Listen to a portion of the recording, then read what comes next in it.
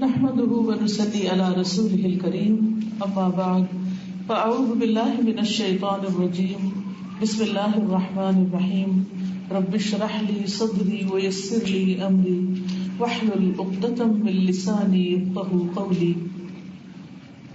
اس وقت آپ کے ہاتھ میں جو کارڈ ہے اس کے اوپر لکھا ہوا ہے الطریق الی الجنہ، وہ راستہ جو جنت کی طرف لے جاتا ہے.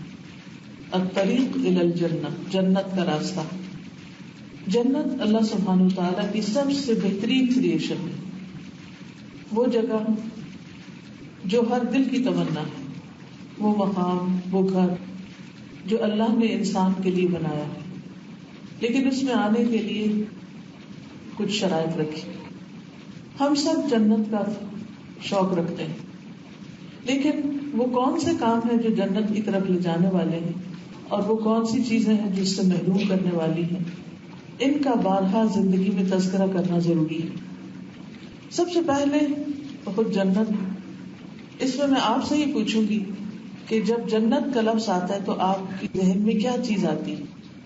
جنت کون سی جگہ ہے؟ جنت کیسی جگہ ہے؟ یعنی آپ کو کیا خیال آتا ہے کہ وہ کیا ہے؟ تو آپ بتائیں گے. خوبصورت باغات اور ہمیشہ کی زندگی جس میں کبھی کوئی موت نہیں، اور جس میں کوئی بیماری نہیں، کوئی پریشانی نہیں، کوئی دکھ نہیں، کوئی غم نہیں، کوئی افسوس نہیں، کوئی حسد نہیں، اور جس میں دودھ کی نہریں بہتی ہیں، شہد کی نہریں ہیں، پانی کی نہریں ہیں، شراب کی نہریں ہیں. جی، جس میں حوریں ہیں، لیکن جو مومن عورتیں ہیں وہ حوروں سے کہیں زیادہ خوبصورت ہیں. اور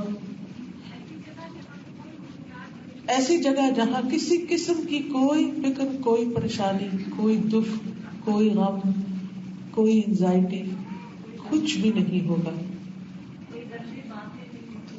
لا تسمع فیہا لاغیہ، جس میں کسی قسم کی کوئی لغو بات کہ جو دوسروں کا دل دکھائے، جو دوسروں کو تکلیف دے، جو دوسروں کو پریشان کرے، ایسا کچھ بھی نہیں ہوگا. بعض اوقات یہ نہیں ہوتا کہ کوئی انٹینشنلی آپ کو کچھ برا کہتا ہے، آپ اپنے گڈ ول میں بہت اچھی بات کر رہے ہوتے ہیں، لیکن دوسرا شخص اس کو محسوس کر لیتا ہے تو وہ ہرٹ ہو جاتا ہے. جنت میں انسان اول تو کوئی ایسی بات کرے گا نہیں جس سے کوئی ہرٹ ہو، اور اگر کوئی بات ایسی ہے بھی تو دوسرا شخص اس سے ہرٹ نہیں ہوگا. یعنی کسی کو دکھ تو پہنچے گا ہی نہیں، دکھ نام کی تو کوئی چیز ہے ہی نہیں وہاں.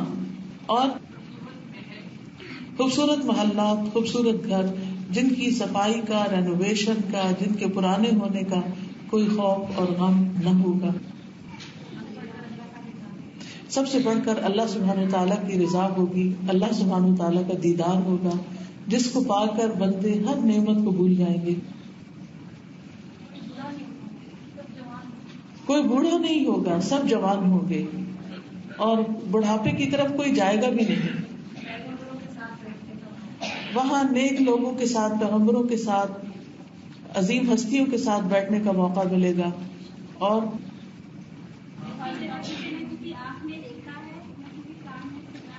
جی، یعنی جنت جیسی کوئی چیز دنیا میں ہے ہی نہیں کہ جس پر انسان راضی ہو جائے، جس سے انسان خوش ہو جائے. جی، اور جی، جنت میں انسان کی ہر خواہش پوری ہوگی. وَلَكُمْ فِيهَا مَا تَشْتَهِي أَنفُسُكُمْ وَلَكُمْ فِيهَا مَا تَدَّعُونَ، جو بھی طلب کرو گے، جو بھی تمنا کرو گے وہ پالو گے. اور بس ختم ہوگی جنت. أَرْضُهَا السَّمَاوَاتُ وَالْأَرْضُ، جس کی چوڑائی زمین و آسمان جتنی ہے، اور جس میں ہر طرف امن اور سکون ہی سکون ہوگا. یعنی ہر آن خوبصورتی بڑھتی جائے گی. دنیا میں تو یہ ہے کہ خوبصورت سے خوبصورت انسان بھی ایک وقت آتا ہے کہ اگلی لگنے لگتے ہیں اور خوبصورتی ختم ہوتی چلی جاتی ہے، لیکن وہاں خوبصورتی ختم نہیں ہوگی. جی، نبی صلی اللہ علیہ وسلم و صحابہ کرام کو دیکھنے کے مواقع ہوں گے. جی، وہاں کبھی بوریت نہیں ہوگی. لا یمسنا فیہا نصب ولا یمسنا فیہا لغوب، نہ تھکاوٹ ہوگی، نہ بوریت ہوگی، نہ اکتاہٹ ہوگی. لا یبغون عنہا حولا، جہاں سے کبھی لوگ جانا ہی نہ چاہیں گے. کسی سے حسد نہیں ہوگا، کسی سے کوئی بری توقع نہیں ہوگی.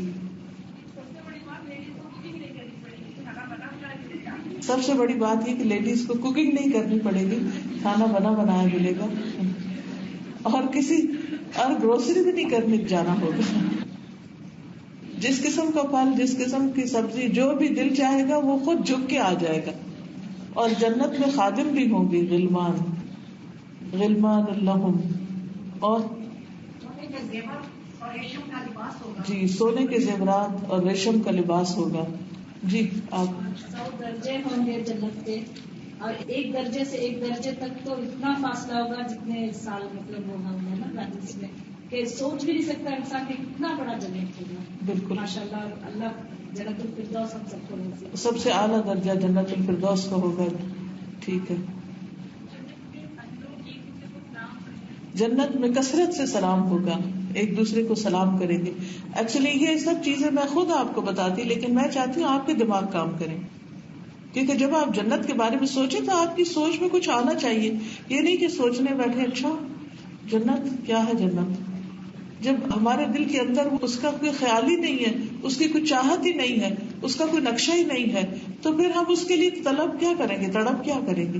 کیونکہ جب انسان کے اندر کسی بھی چیز کی حقیقی محبت پیدا ہو جاتی ہے تو پھر اس کے لیے وہ بھاگتا ہے، دوڑتا ہے، اور اس کو پانے کی پوری کوشش کرتا ہے. جیسے قرآن مجید میں آتا نا، سارعوا الی مغفرۃ من ربکم وجنۃ، ایک دوسرے کے مقابلے میں جلدی کرو اور ایک دوسرے کے مقابلے میں دوڑو.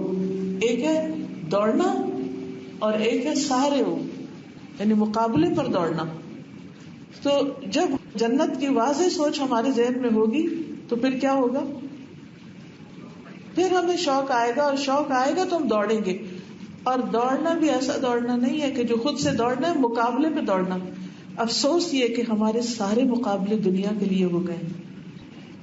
اس کا گھر کیسا ہے، اس کا لباس کیسا ہے، اس کا زیور کیسا ہے، اس کی گاڑی کیسی ہے، میری بھی ایسی ہو. کیونکہ ہمیں ہر طرف یہی چیزیں نظر آتی ہیں، اس سے اوپر ہم کچھ سوچ نہیں سکتے. اس لیے بہت ضروری ہے کہ جنت کے بارے میں سوچیں. اس موقع پر میں آپ سب کو ایک اردو میں جو کتاب ہے آسان سی وہ ریکمینڈ کروں گی. اقبال کیلانی کی کتاب ہے جنت کا بیان. تو اس میں بہت تفصیلات ہیں جنت کے بارے میں، کہ وہاں کے برتن کیسے ہوں گے، وہاں کے لباس کیسے ہوں گے، وہاں کے بچے کیسے ہوں گے، جنت کی زمین کیسی ہے، جنت کی چھتیں اور دیواریں کیسی ہیں، اور جنت میں کیا ہوگا اور کیا نہیں ہوگا. بہت تفصیل ملتی ہے. اس کتاب کا آپ مطالعہ کریں. آج کا جو میرا لیکچر ہے اور جو میرا موضوع ہے وہ جنت کی طرف جانے کا راستہ ہے، بذات خود جنت نہیں ہے. یعنی جنت ٹاپک نہیں ہے، جنت کی طرف جانے کا طریقہ کیا ہے، کیا کریں کہ ہم ان سب نعمتوں تک پہنچ سکیں. اگرچہ قرآن مجید بھرا ہوا ہے بہت سی ایسی تعلیمات سے جن احکامات پر انسان اگر عمل کرے تو انسان جنت تک پہنچ سکتا ہے، لیکن اس کے علاوہ جو خاص طور پر کرنے کے کام ہیں اور کرنے کے کاموں میں سے آسان ترین کام ہے اور گارنٹیڈ کام ہے جو انسان کو لازماً جنت کی طرف لے جاتے ہیں، ان کو اس چھوٹے سے کارڈ میں جمع کر دیا گیا ہے. اور اس میں بیسیکلی ان اذکار کو جمع کیا گیا ہے جن کی اگر آپ پابندی کریں تو انشاءاللہ آپ جنت تک پہنچ سکتے ہیں. تو اس کا عنوان ہے اس پیمفلٹ کا الاحادیث العشرۃ فی الاذکار المشتہرۃ، 10 احادیث جو مشہور اذکار کے بارے میں ہیں جو انسان کو جنت تک پہنچاتی ہیں. 10 احادیث توصلکم باذن اللہ الفردوس الاعلی، وہ 10 احادیث تو جو اللہ کے اذن سے آپ کو فردوس الاعلی تک پہنچا دے گی اگر ان کی پابندی ہوئی. الحمدللہ والصلاۃ والسلام علی رسول اللہ وعلی آلہ وصحبہ ومن والاہ. تمام تعریفیں اللہ سبحانہ و تعالیٰ کے لیے ہیں اور درود و سلام ہو اللہ کے رسول صلی اللہ علیہ وسلم پر اور آپ کی آل پر اور آپ کے اصحاب پر اور اس پر جو آپ ہی سے دوستی رکھے، جو آپ سے تعلق رکھے، جو آپ سے محبت رکھے، ان سب پر بھی اللہ سبحانہ و تعالیٰ کی رحمتیں ہوں. یہ کتابچہ الاحادیث العشرۃ فی الاذکار المشتہرۃ مشہور اذکار کی 10 احادیث پر مشتمل ہے، جس میں میں نے اذکار پر مشتمل ایسی ممتاز احادیث کو منتخب کیا ہے جو اجر کے اعتبار سے بہت ہی عظیم، فضیلت کے اعتبار سے بہت ہی افضل، سند کے اعتبار سے صحیح ترین ہے. یعنی ذکر اذکار میں بہت سی احادیث ضعیف بھی شامل ہو گئی ہیں جن کو عام طور پر لوگ اختیار کر لیتے ہیں اور صحیح چیز کو چھوڑ دیتے ہیں. تو اس کتابچے میں یہ کوشش کی گئی ہے کہ جو کچھ آپ کو بتایا جائے وہ بالکل اوتھینٹک اور 100% درست ہو، کیونکہ جب انسان کو یہ گارنٹی ہوتی ہے کہ جو کچھ میں پڑھ رہا ہوں، جو میں کر رہا ہوں وہ بالکل سچ ہے، صحیح ہے، تو اس کے بعد اس کا یقین بڑھ جاتا ہے، اس کا ایمان بڑھ جاتا ہے. اور جب ایمان بڑھتا ہے، یقین بڑھتا ہے، تو عمل لازم ہو جاتا ہے. اور جب انسان کے اندر ایک نیک عمل پیدا ہوتا ہے تو وہ نیک عمل اور بہت سے نیک اعمال کو دعوت دیتا ہے. دیکھنے میں تو یہ معمولی سے اذکار ہیں جو ہلکے ہیں، زبان پر پڑھنے میں مشکل نہیں، لیکن اگر انسان ان کی پابندی کرے، اور پابندی کرنا مشکل ہے، اور اس کی وجہ کیا ہے کہ انسان کی زبان فارغ نہیں ہوتی ان باتوں کو، ان اذکار کو کرنے کے لیے. یعنی کسی بھی چیز کو کرنے کے لیے 2 طریقے ہوتے ہیں، ایک یہ کہ کرنے کے کیا کام ہے، اور دوسرا یہ کہ بچنے کے کیا کام ہے. یعنی مثبت اور منفی دونوں چیزیں جب تک انسان کے سامنے نہ ہوں تو انسان کے اندر وہ بیلنس نہیں آتا، عمل کی وہ صلاحیت اور قوت نہیں آتی. کیونکہ ہم میں سے بہت سے لوگوں نے یہ حدیث پڑھ رکھی ہوگی، ٹوٹے پھوٹے یہ اذکار بھی کرتے ہوں گے، لیکن ہم میں سے شاید ہی کوئی ایسا ہو اس مجلس میں جو ان سب اذکار کی روزانہ پابندی کرتا ہو. تو میں خود چونکہ اس پر غور کرتی رہی ہوں کہ اتنی مضبوط باتیں، اتنی قیمتی باتیں، اتنی گارنٹیڈ باتیں، آخر کیا چیز ہے جو مجھے روکتی ہے کہ میں ان کی پابندی نہ کروں؟ وہ کون سی چیزیں ہیں جو رکاوٹ ہیں؟ ان رکاوٹوں کو دور کرنے کی ضرورت ہے. کیونکہ اگر ہمیں یہ پتا ہو کہ اس بلڈنگ کے اوپر والی منزل پر ہمارے لیے سونے چاندی کے ڈھیر رکھے ہوئے، تو ہم سب کو صرف ایک چھوٹے سے اعلان کی ضرورت ہے کہ لیڈیز، اس وقت آپ سب کے لیے اوپر سونے چاندی کے ڈھیر ہیں، آپ فلاں سیڑھی لیں اور فوراً اوپر جا کر اپنے اپنے حصے کے ڈھیر اٹھا لیں. ہم میں سے کون ہے جو اس کمرے میں بیٹھا رہے گا اور سونے چاندی کے ڈھیر اٹھانے کے لیے نہیں جائے گا؟ وہ ایک سے ایک بڑھ کر دوسروں کو شاید دھکا دے کر بھی ہم پیچھے چھوڑ کر ہم وہاں تک پہنچنے کی کوشش کریں گے. کیوں؟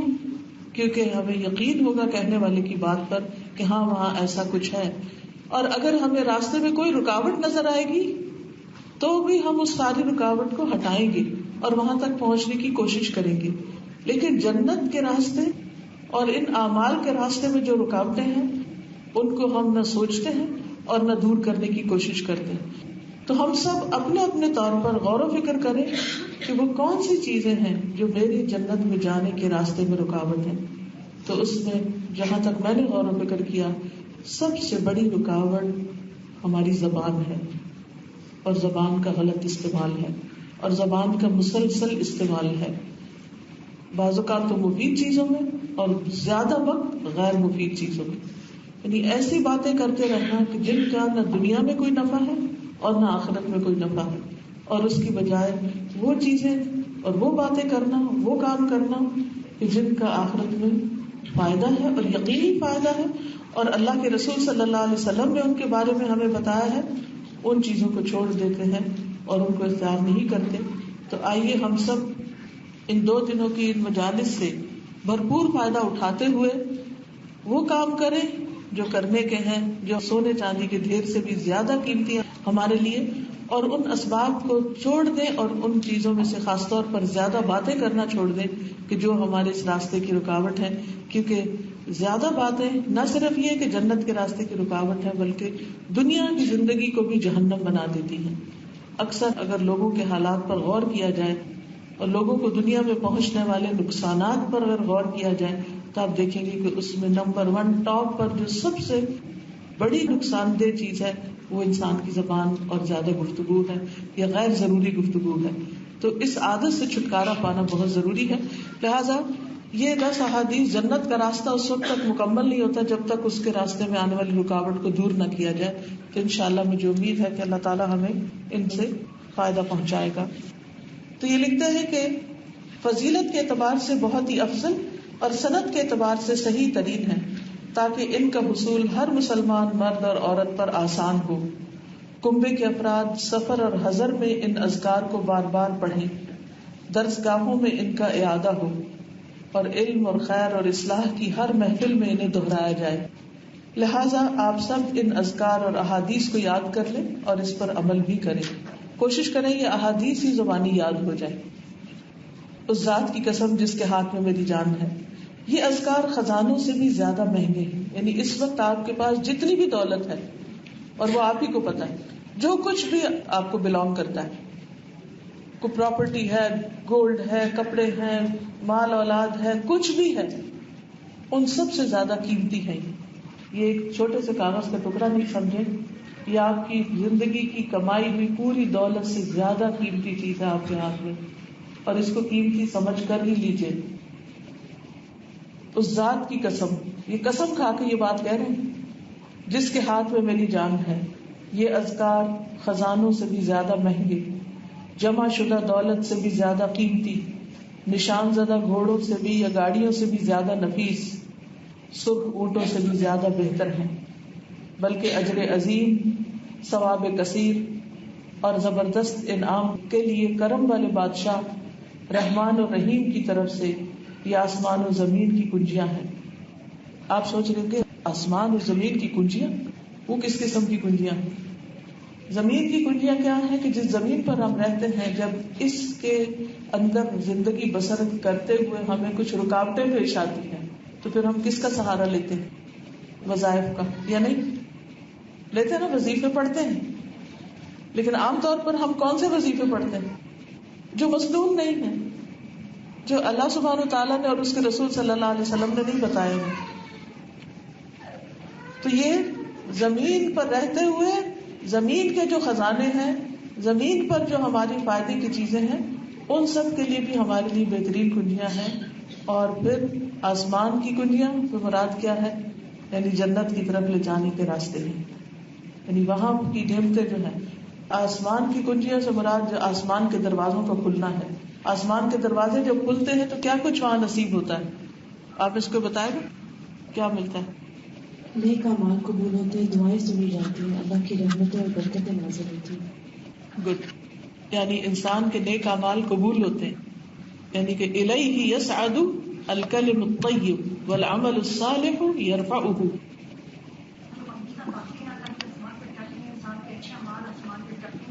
اور انسان کی دعائیں بھی قبول ہوتی ہیں. بالکل. یعنی ان اذکار کو جب آپ پڑھتے ہیں تو آپ کی دعاؤں کی قبولیت کا ذریعہ بنتے ہیں، آپ کی مشکلات کے حل کا ذریعہ بنتے ہیں. وہ رب جس نے اپنے بندوں سے ہمیشہ قائم رہنے والی نعمتوں کا وعدہ کر رکھا ہے، میں اپنے لیے اور ہر اس شخص کے لیے جو انہیں پڑھتا، پڑھاتا، پھیلاتا یعنی دوسروں کو ڈسٹریبیوٹ کرتا اور عمل کرتا ہے، دعا گو ہوں کہ اللہ تعالیٰ اسے اپنی رضا کی کامیابی سے نوازے، جنت کا گھر عطا کرے اور اسے نار جہنم سے بچائے. آمین. یہ کتاب جو تیار کیا آئز القرنی نے، ایک باہر ان کا نام لکھا ہوا ہے. اس کا ہم نے ٹرانسلیشن انگلش میں اس لیے کر دیا کہ جن لوگوں کو اردو اچھی طرح نہیں سمجھ آتی وہ انگریزی سے فائدہ اٹھا سکیں. میں حدیث آپ کو کہلواؤں گی تاکہ آپ اگر حدیث یاد کرنا چاہیں تو صحیح اعراب کے ساتھ آپ یاد کر سکیں. پہلی حدیث ہے ان ابی ہریرہ قال قال رسول اللہ صلی اللہ علیہ وسلم الا ادلکم بما ان اخذتم به ادرکتم من سبقکم ولم یدرککم احد بعدکم وکنتم خیر من انتم بین ظہرانیہم الا من عمل مثلہ تسبحون دبر كل صلاة 33 وتحمدون 33 وتكبرون 33 وتقول تمام 100 لا الہ الا اللہ وحدہ لا شریک لہ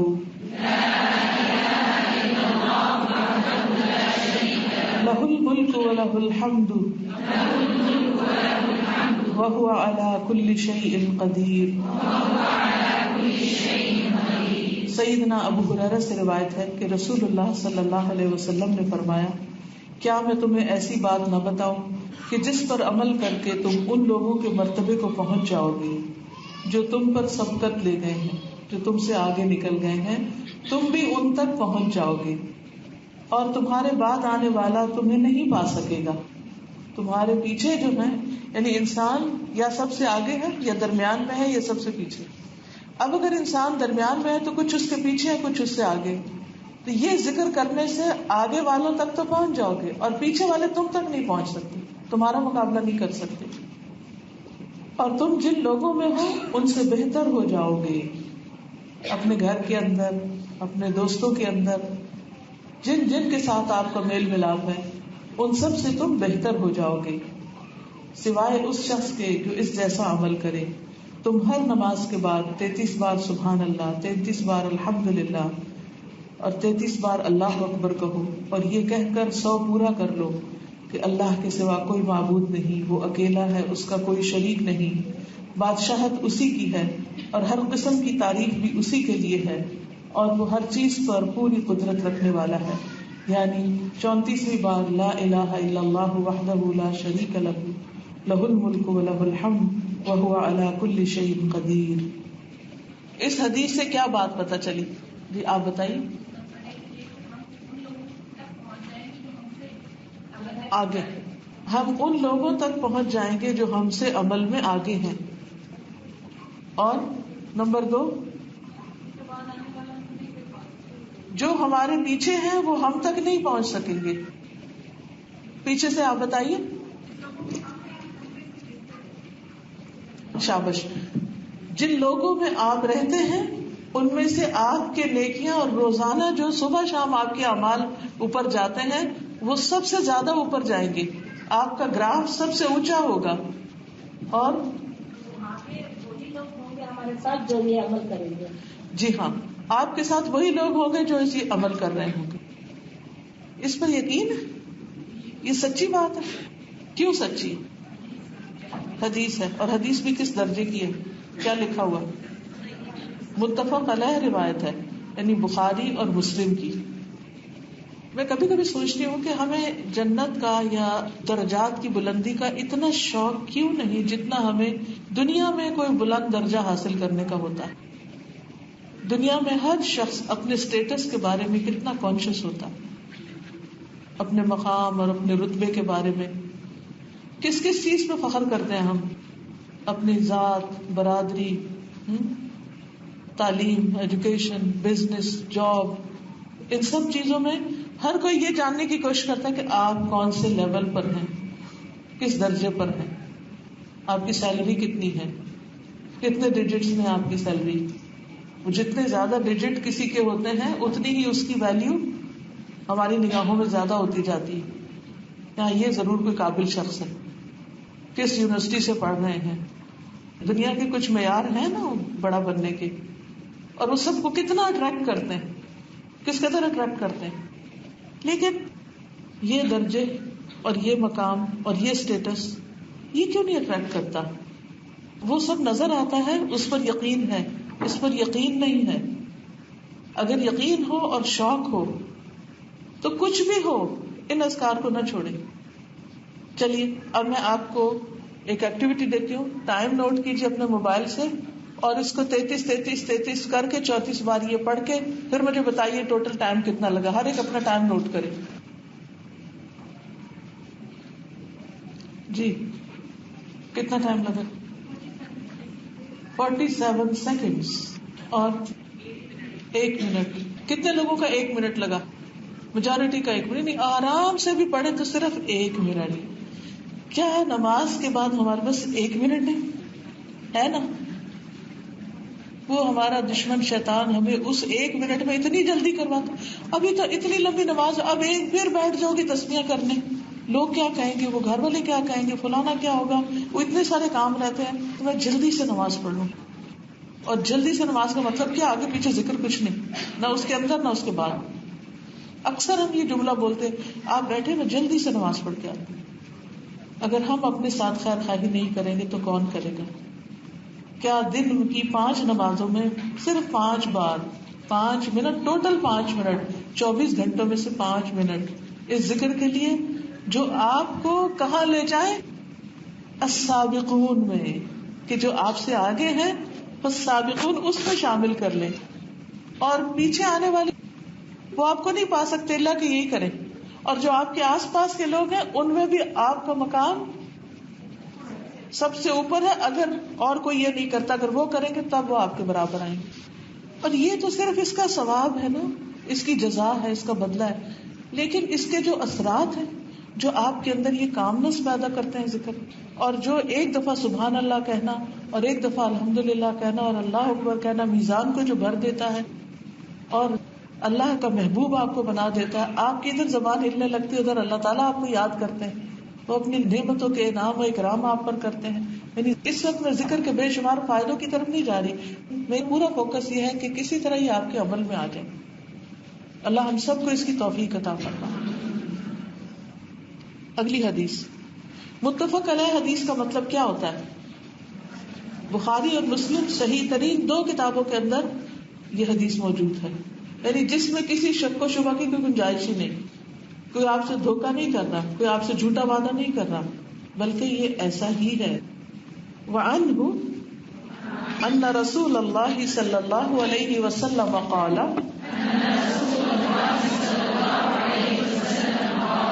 من قال لا الہ الا اللہ وحدہ لا شریک لہ لہ الملک ولہ الحمد وهو على كل شيء قدير في كل يوم 100 مرة كانت له عدل 10 رقاب وكتبت له 100 حسنة ومحيت عنه 100 سيئة وكانت له حرزا من الشيطان يومه ذلك حتى يمسي ولم يأتي أحد بأفضل مما جاء به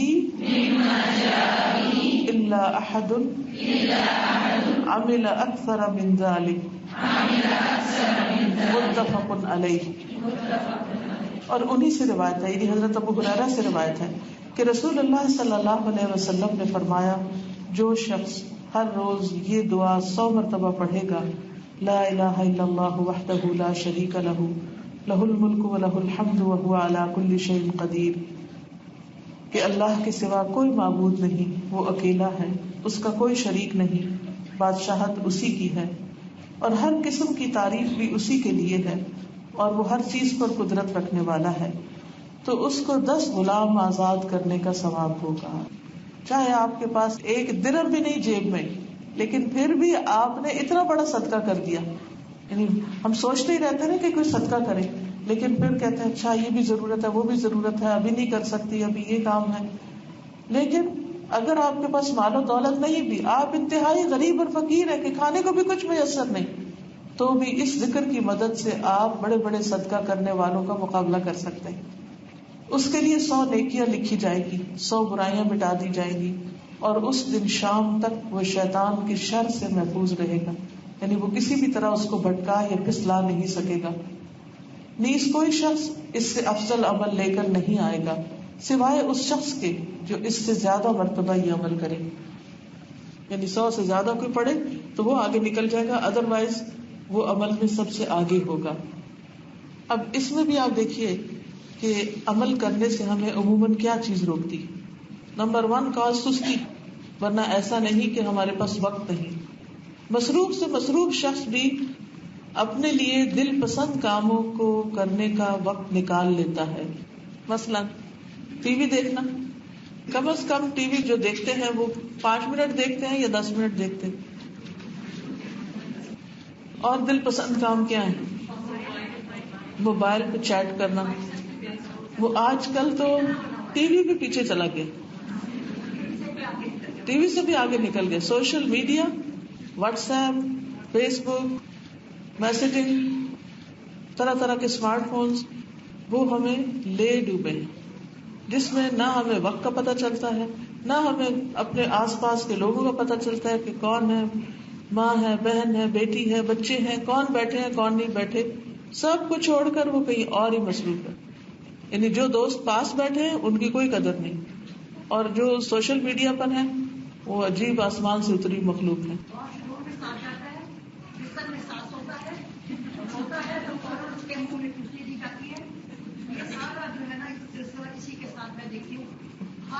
یعنی کہ کوئی جگہ ایسی نہیں کہ جہاں موبائل ساتھ نہ ہو. صبح سے لے کے رات تک سب سے زیادہ کوئی چیز اگر ہمارے ساتھ ہے تو وہ موبائل ہے. اور کون سی چیز ہے پسندیدہ؟ شاپنگ، کچھ کو کوکنگ بھی ہو سکتی ہے، نئی نئی مزے مزے کی ڈشز بنانا. اور جی نیوز ہیڈ لائنز. جی بک ریڈنگ کسی کو ہے شوق؟ چند ایک ہاتھ کھڑے. الحمدللہ. یہ ساری چیزیں اپنی جگہ ہیں.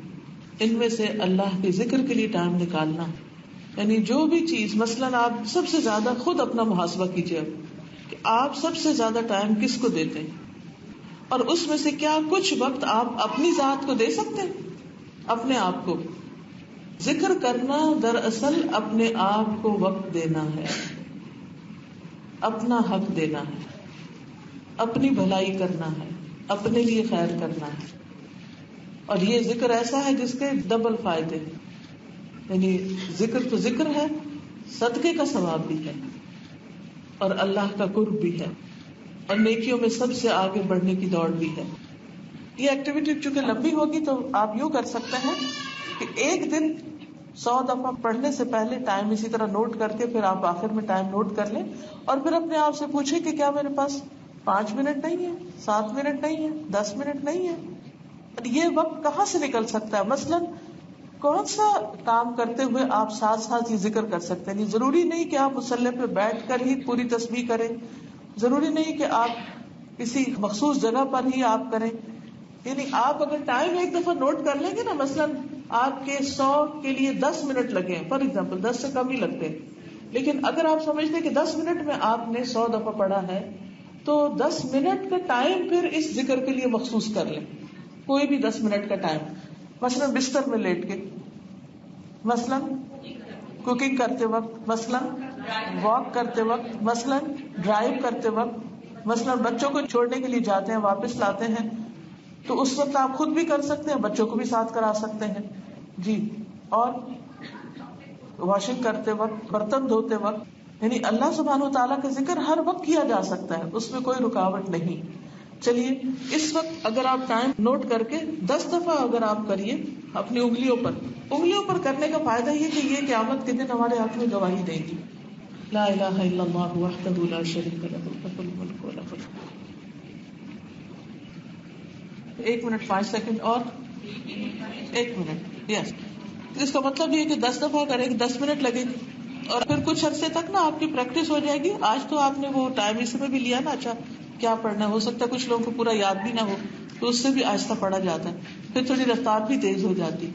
تو 10 منٹ کی بات ہے. نمبر 3 حدیث. وعنہ ان رسول اللہ صلی اللہ علیہ وسلم قال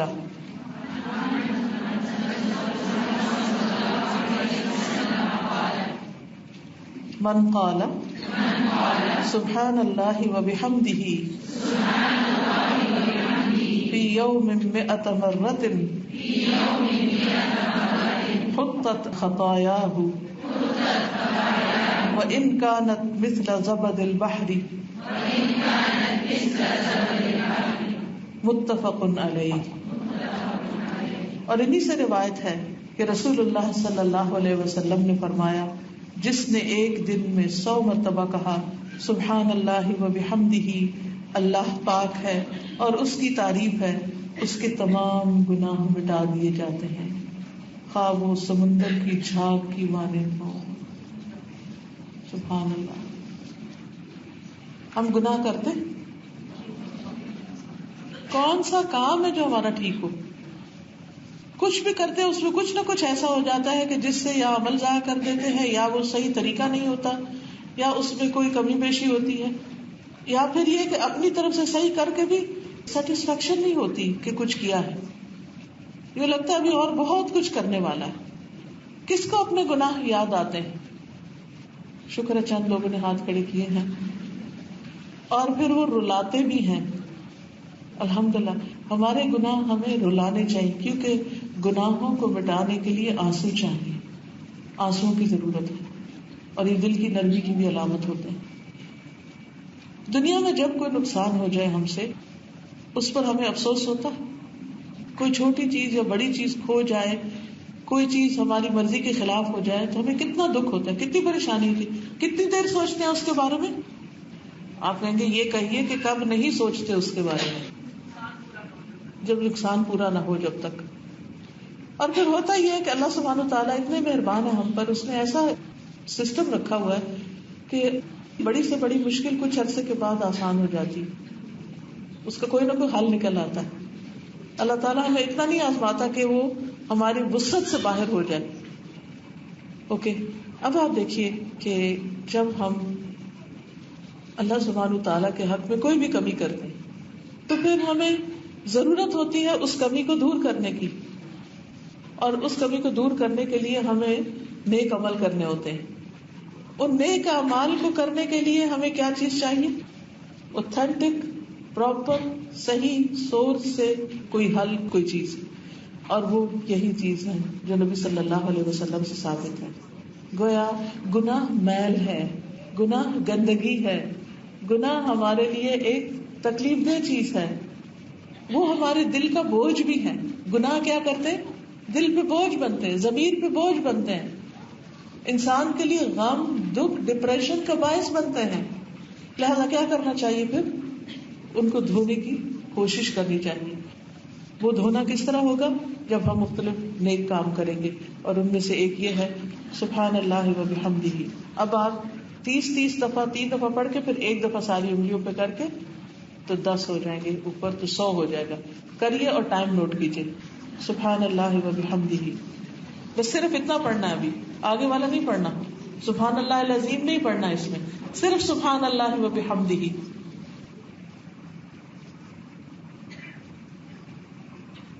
کتنے منٹ لگے؟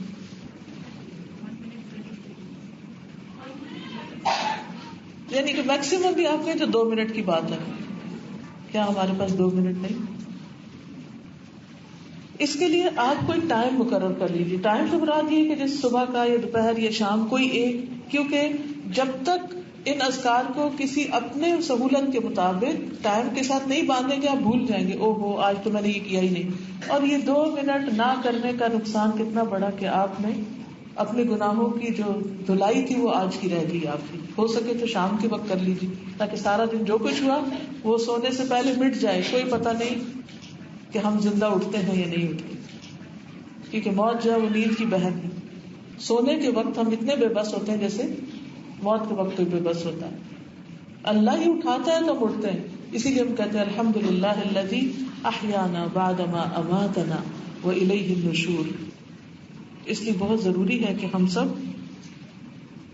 اپنا کوئی وقت مقرر کریں. کون سا وقت آپ مقرر کر سکتی ہیں؟ وہ پہلے ذکر کے علاوہ کوئی اور وقت آپ اس کے ساتھ بھی کر سکتے ہیں. ایک تسبیح پڑھی اور اس کے ساتھ ہی دوسری تسبیح بھی پڑھ لی. آپ یہ بھی کر سکتے ہیں کہ مصلی کے پاس ہی رکھ چھوڑے کتابچے کو، اور اس وقت ایک ذکر اپنا یعنی تسبیحات کے علاوہ یہ بھی ساتھ ہی کر لیا. کوئی بھی وقت اپنا مقرر کر سکتے ہیں.